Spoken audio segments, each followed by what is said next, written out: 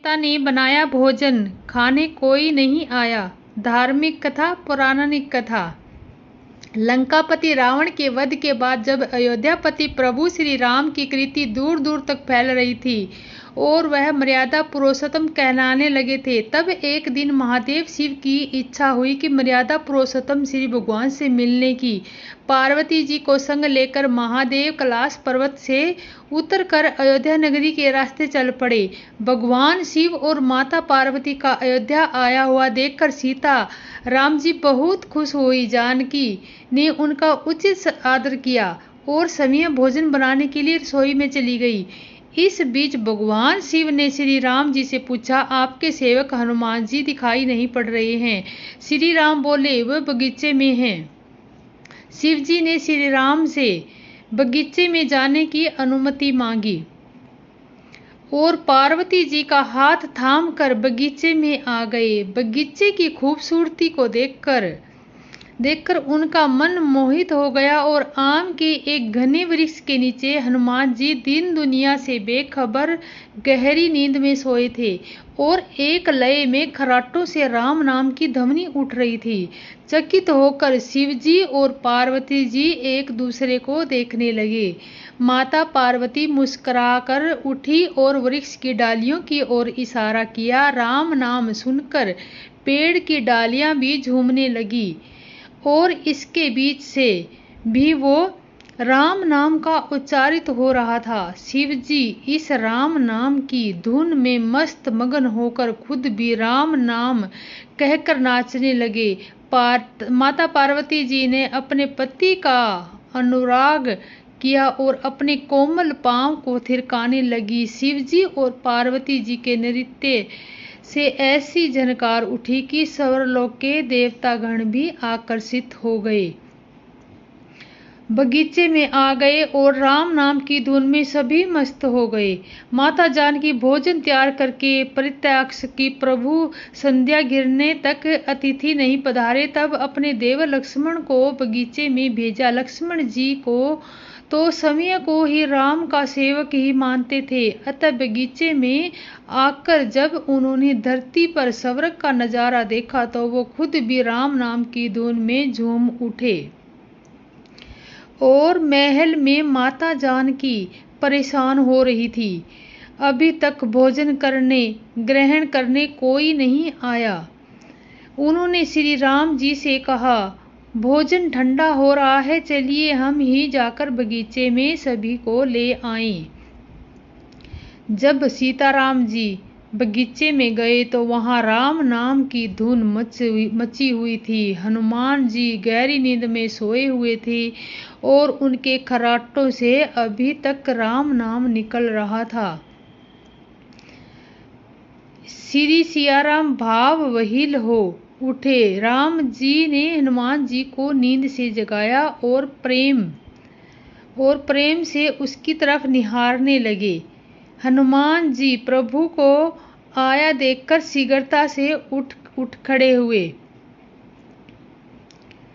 नृत्य का समा भंग हो गया। शिवजी ने खुले कंठ से हनुमान जी की राम भक्ति की सराहना की और हनुमान जी सकुचाए, लेकिन मन ही मन खुश हो रहे थे कि सियाराम ने भोजन करने का आग्रह भगवान शिव जी से किया। और सभी लोग महल में भोजन करने के लिए चल पड़े। माता जानकी ने भोजन परोसने लगी। हनुमान जी को भी श्री राम जी की पंक्ति में बैठने का आदेश दिया। हनुमान जी बैठ तो गए, परंतु आदत ऐसी थी कि श्री राम जी के भोजन करने के उपरांत ही सभी लोग भोजन करते थे। आज श्री राम के आदेश से पहले भोजन करना पड़ रहा था। माता जानकी हनुमान जी को भोजन परोसती जा रही थी, पर हनुमान जी का पेट ही नहीं भर रहा था। सीता जी कुछ समय तक तो उन्हें भोजन परोसती रही, फिर समझ गई कि इस तरह से तो हनुमान जी का पेट नहीं भरेगा, और उन्होंने तुलसी के एक पत्ते पर राम नाम लिखा और भोजन के साथ हनुमान जी को परोस दिया। तुलसी पत्तर खाते ही हनुमान जी को संतुष्टि मिली और वह भोजन खाकर उठ खड़े हुए। भगवान शिव ने प्रसन्न होकर हनुमान जी को आशीर्वाद दिया कि आपकी राम भक्ति युगों युगों तक चलती रहेगी और आप संकट मोचन कहलाएंगे। संकट हरे मिटे सब पीरा, जो सुमरे हनुमत बलबीरा। और आपको कहानी कैसी लगी लाइक करें, सब्सक्राइब करें और आने वाली वीडियो की नोटिफिकेशन आपको मिलती। इस लीला को वही जान सकता है जिस पर श्री राम जी की कृपा हो। संध्या होने पर दोनों ओर न सेनाएं लौट पड़ी। सेनापति अपनी अपनी सेनाएं संभालने लगी। व्यापक ब्रह्मा अजय संपूर्ण ब्राह्मण के ईश्वर और करुणा की खान श्री रामचंद्र जी ने पूछा, लक्ष्मण कहाँ है? तब तक हनुमान जी उन्हें ले आए। छोटे भाई को इस दशा में देखकर प्रभु ने बहुत ही दुख माना। जामवंत ने कहा, लंका में सुशेष वध रहता है, उसे ले आने के लिए किसको भेजा जाए? हनुमान जी छोटा रूप धर कर गए और सुषेण को उसके घर समेत परंतु उठा लाए। सुशेषण ने आकर श्री राम जी के चरणाविदों में सिर झुकाया। उसने पर्वत और औषाध का नाम बताया और कहा कि हे पवन पुत्र, औषधि लेने जाओ। श्री राम जी के चरणों को कमल हृदय में रखकर पवन पुत्र हनुमान जी अपना बल बनाकर अर्थात अभी लिए आता हूँ ऐसा कहकर उधर एक गुप्तचर ने रावण को इस भेद की खबर दी कि तब रावण काले नमी के घर आया। रावण का उसका सारा मरम हाल बताया। काले मणि ने सुना और बार बार सिर पीटा। उसने कहा, तुम्हारे देखते देखते जिसने नगर जला डाला उसका मार्ग कौन रोक सकता है? श्री रघुनाथ जी का भजन करके तुम अपना कल्याण करो। हे नाथ, झूठ छोड़ दो। आंखों को आनंद देने वाले नील कमल के समान सुंदर शरीर को अपने हृदय में रखो। मैं तू और ममता रूपी मूढ़ता को त्याग दो। महामोह रूपी रात्रि में सो रहे हो तो सो जाग उठो। जो काल रूपी सर्प का भी भक्षक है, कहीं सौंपन में भी वह रण में जीता जा सकता है। उसकी ये बातें सुनकर रावण बहुत ही क्रोध हुआ। तब काले मणि ने मन में विचार किया, इसके हाथ से मरने की अपेक्षा श्री राम जी के दूत के हाथ से ही मरूं तो अच्छा है। यह दुष्ट तो पाप समूह में रत है। वह मन ही मन ऐसा कहकर चला और उसने मार्ग में माया रची तालाब, मंदिर और सुंदर बाग बनाया। हनुमान जी ने सुंदर आश्रम देखकर सोचा कि मुनि से पूछकर जल पी लूं जिससे थकावट दूर हो जाए। राक्षस वहां कपट का वेश बनाए विराजमान था। वह मूर्ख अपनी माया से मायापति के दूत को मोहित करना चाहता था। मारुति ने उसके पास जाकर मस्तक झुकाया। वह भी राम जी के गुणों की कथा कहने लगे। वह बोला, रावण और राम में महान युद्ध हो रहा है। राम जी जीतेंगे, इसमें संदेह नहीं है। हे भाई, मैं यहाँ रहता हुआ ही सब देख रहा हूँ। मुझे ज्ञान दृष्टि का बहुत बड़ा बल है।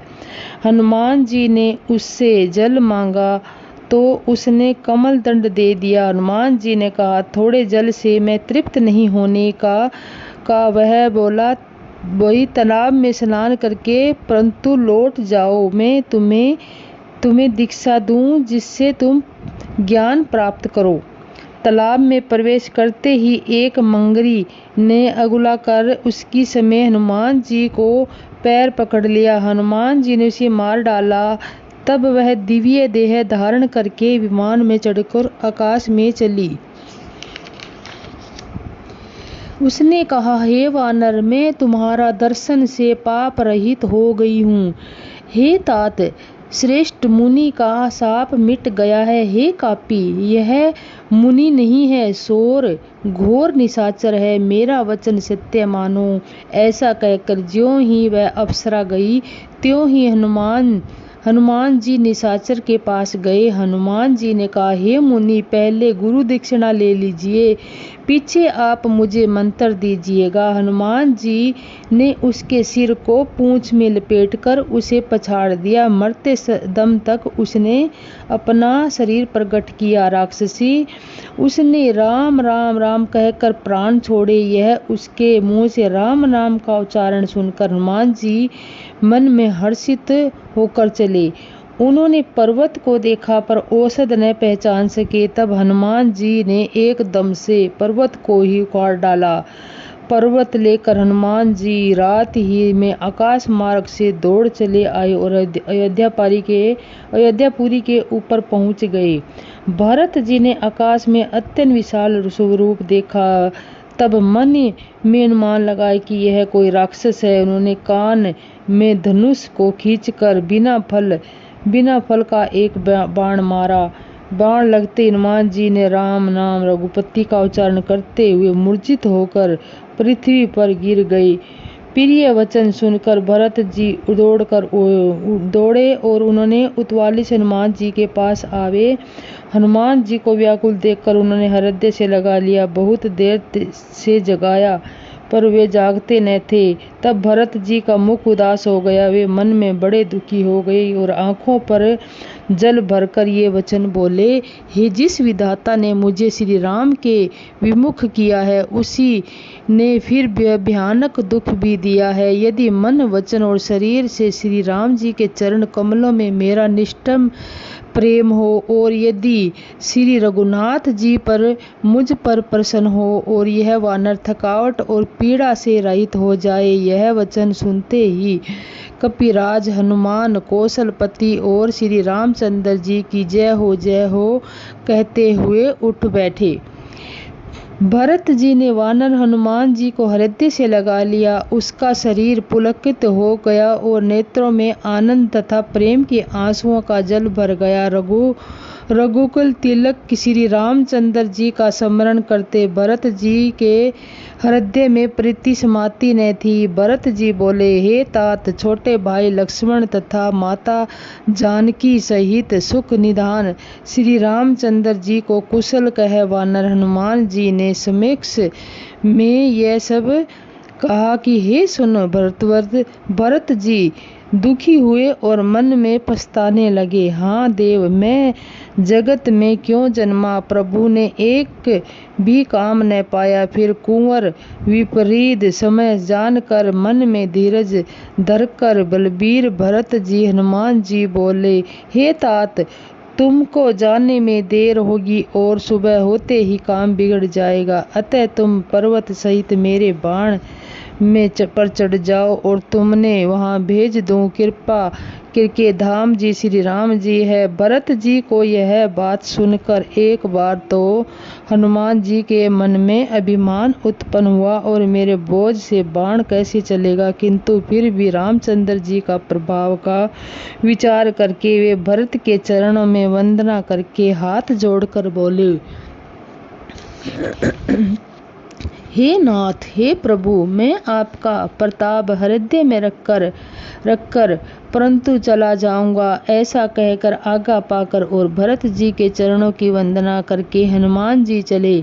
भरत जी के बाबुबल, शीत, सुंदर स्वभाव, गुण और प्रभु के चरणों में अपार प्रेम ही मन बारंबार सराहना करते हुए मारुति श्री हनुमान जी चले जा रहे हैं। वहां लक्ष्मण जी को देखकर श्री राम जी साधारण मनुष्य के अनुसार सम्मान वचन बोले, आधी रात बीत चुकी है, हनुमान जी नहीं आए। यह कहकर श्री राम जी ने छोटे भाई लक्ष्मण जी को उठाकर हृदय से लगा लिया और बोले, हे भाई, तुम मुझे कभी दुखी नहीं देख सकते थे। तुम्हारा स्वभाव सदा से ही कोमल था। मेरे हित के लिए तुमने माता पिता को भी छोड़ दिया और वन में जाड़ा, गर्मी और हवा में सहन किया। हे भाई, वह प्रेम कहाँ है? मेरे व्याकुलता पूर्ण वचन सुनकर उठते ही नहीं है। यदि मैं जानता हूँ कि वन में भाई का विछोह होगा तो पता और मैं पिता का वचन जिसका नानना करने के लिए भी परम कर्तव्य था उसे भी नहीं मानता। पुत्र, धन, स्त्री, घर और परिवार के जगत में बार बार होते और जाते हैं, परंतु जगत में सधोहर भाई बार बार नहीं मिलता। हृदय में ऐसा विचार कर लें, तात जागो। जैसे पंख बिना पक्षी, मणि बिना सर्प और सूंड बिना श्रेष्ठ हाथी अत्यंत दीन हो जाते हैं। और हे भाई, यदि कहीं जड़ दैव भव जीवित रखे तो तुम्हारे बिना मेरा जीवन भी ऐसा ही होगा। स्त्री के लिए प्यारे भाई को खोजकर मैं कौन सा मुंह लेकर अवध जाऊंगा। मैं जगत में बदनामी भले ही सह लेता कि राम में कुछ वीरता नहीं, जो स्त्री को खो बैठे हैं। स्त्री की हानि से इस हानि को देखते हुए कोई विशेष सती नहीं थी। अब तो हे तात, मेरा निठुर और कठोर हृदय यह अपशप को तुम्हारा शौक दोनों ही सहन करेगा। हे तात, तुम अपनी माता के एक ही पुत्र और उसके प्राणधार हो। सब प्रकार के दुख देने वाला परम हितकारी जानकार उन्होंने तुम्हें हाथ जोड़कर मुझे सौंपा है। अब मैं जाकर उन्हें क्या उत्तर दूं। हे भाई, तुम उठकर मुझे सिखाते क्यों नहीं। सोच में छुड़ाने वाले श्री राम जी बहुत प्रकार से विचार कर रहे हैं। उनके कोमल के पंखुड़ों के समान नेत्रों से निषाद के आंसुओं का जल बह रहा है। शिवजी कहते हैं, ए हुमा, श्री रघुनाथ जी एक अद्वितीय और अखंड विरोगी है और भक्तों पर कृपा करने वाले भगवान ने लीला करके मनुष्य की दशा दिखाई है। प्रभु के लीला के लिए किए गए प्रलापों में को कानों से सुनकर वानरों के समूह व्याकुल हो गए और इतने में हनुमान जी आ गए जैसे करुण शरण के प्रसंग में वीरसर्ज का प्रसंग आ गया हो। श्री रामचंद्र जी को हर्षित होकर हनुमान जी ने गले लगाकर मिले। प्रभु परम सुजान चतुर, प्रभु चरण जनान सुचित और सोच में छुड़ाने वाले श्री राम जी बहुत प्रकार से विचार कर रहे हैं। उनके कमल की पंखुड़ी के समान नेत्रों से निषाद के आंसुओं का जल बह रहा है। शिवजी कहते हैं, हे हुमा, श्री रघुनाथ जी एक अद्वितीय और अखंड विरोग रहित हैं। भक्तों पर कृपा करने वाले भगवान ने लीला करके मनुष्य की दशा दिखाई है। प्रभु के लीला के लिए किए गए प्रलाप को कानों में सुनकर वानरों के समूह व्याकुल हो गए। इतने में हनुमान जी आ गए जैसे करुण रस के प्रसंग में वीरस का प्रसंग आ गया हो। श्री रामचंद्र जी हर्ष होकर हनुमान जी को गले लगाकर, प्रभु परम सुजान चतुर और अत्यंत की कीर्तित है, अब वैद में तुरंत उपाय किया, जिसने लक्ष्मण हर्षित होकर उठ बैठे। प्रभु भाई को हृदय से लगाकर मिले। भालू और वानरों के समूह सब हर्षित हो गए। फिर हनुमान जी ने वध को भी इस प्रकार वहां पहुंचा दिया जिस प्रकार वे उसे बार बार उसे ले आए थे। और इस तरह यह खबर जब रावण ने सुनी तो उसने अत्यंत विषाद से बार बार सिर पीटा और वह व्याकुल होकर कुंभकर्ण के पास गया और बहुत से उपाय करके उसने उसको जगाया। कुंभकर्ण जगा उठा बैठा। वह कैसा दिखाई देता है, मानो समय काल ही शरीर धारण करके बैठा हो। कुंभकर्ण ने पूछा, हे भाई, कहो तो तुम्हारे मुख सूख क्यों रहे हैं। उन्हें अभिमानी रावण ने उसे जिस प्रकार से वह सीता को हर लाया था तब से अब तक की सारी कथा कही। फिर कहा, हे तात, वानरों ने सब राक्षस मार डाले हैं, बड़े बड़े योद्धाओं का भी संहार कर डाला है। दुर्मुख देव सुतर देवांत मनुष्य भक्षक नराकतम भारी योद्धा अतिकाय और आक्रमण का मनोहर आदि दूसरे सभी रणवीर रणभूमि में मारे गए। तब रावण के वचन सुनकर कुंभकर्ण बिखलाकर दुखी होकर बोला, अरे मूर्ख, जगजननी जानकी को हर लाकर तू कल्याण चाहता है क्या। हे राक्षस राज, तूने अच्छा नहीं किया। अब आकर मुझे क्या जगाया है? हे तात, अब भी अभिमान छोड़कर श्री राम जी को भजो और कल्याण होगा। हे रावण, जिसने हनुमान जी सरीखे सेवक हैं, वे श्री रघुनाथ जी का क्या मनुष्य है। हाय भाई, तूने बुरा किया। पहले ही आकर मुझे ये हाल नहीं सुनाया। हे स्वामी, तुमने उस परम देवता का विरोध किया जिसने शिव ब्रह्मा आदि देवता सेवक हैं। नारद मुनि ने मुझे जो ज्ञान कहा है वह मैं तुझको कहता हूँ, पर अब तो समय जाता रहा। हे भाई, अब तो अंतिम बार अखबार भरकर मुझसे मिल ले। मैं जाकर अपने नेत्र सफल करूँ। तीनों पापों को छुड़ाने वाले श्याम शरीर कमल नेत्र श्री राम जी के जाकर दर्शन करूं। श्री रामचंद्र जी के रूप में गुणों को स्मरण करके वह एक क्षण के लिए प्रभु में मगन हो गया। फिर रावण ने करोड़ों घड़े मंदिरा और अनेक भैंसे मंगवाए। भैंसे खाकर और मंदिरा पीकर वज्रघात बिजली गिरने के समान गर्जा। मंद से चूर रण के उत्साह से पूर्ण कुंभकर्ण किला छोड़कर चला, सेना भी साथ नहीं ली। उसे देखकर विभीषण आगे आए और उसने चरणों पर गिरकर अपना नाम सुनाया। छोटे भाई को उठाकर उसने हृदय से लगाया और श्री रघुनाथ जी का भक्त जानकर वे उसके मन को प्रिय लगे। विभीषण ने कहा, हे तात, परम हितकर सलाह एवं विचार करने पर रावण ने तुझे लात मारी। उसी गलानी के बारे में श्री रघुनाथ जी के पास चला गया। दीन देखकर प्रभु के मन को मैं बहुत अधिक प्रिय लगा। कुंभकर्ण ने कहा, हे पुत्र सुन, रावण को तो काल के वश हो गया है, उसके सिर पर मृत्यु नाच रही है, वह क्या अब उत्तम शिक्षा मान सकता है। हे विभीषण, तू धन्य है, धन्य है, धन्य है। हे तात, तू राक्षस कुल का विभूषण हो गया। हे भाई, तूने अपने कुल को देदीप्यमान से कर दिया और शोभा और सुख के समुद्र से श्री राम जी को भेजा है। और आगे इस तरह मन वचन और कर्म से कपट छोड़कर रणधीर श्री राम जी का भजन करना। हे भाई, मैं काल मृत्यु के वश में हो गया हूँ, मुझे अपना पराया नहीं सूझता, इसलिए अब तुम जाओ।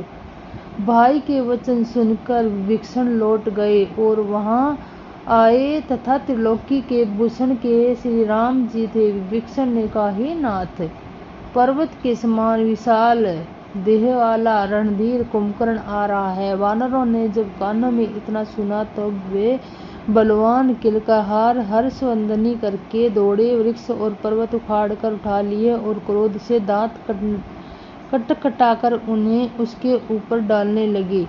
रिछ वानर एक बार में ही करोड़ों पहाड़ों के शिखरों से उस पर प्रहार करते हैं, परंतु जिसने न ही उसका मन ही मुड़ा विचलित हुआ और न ही उसके शरीर टला। जैसे मदार जैसे फलों की मार से हाथी पर कुछ भी असर नहीं होता।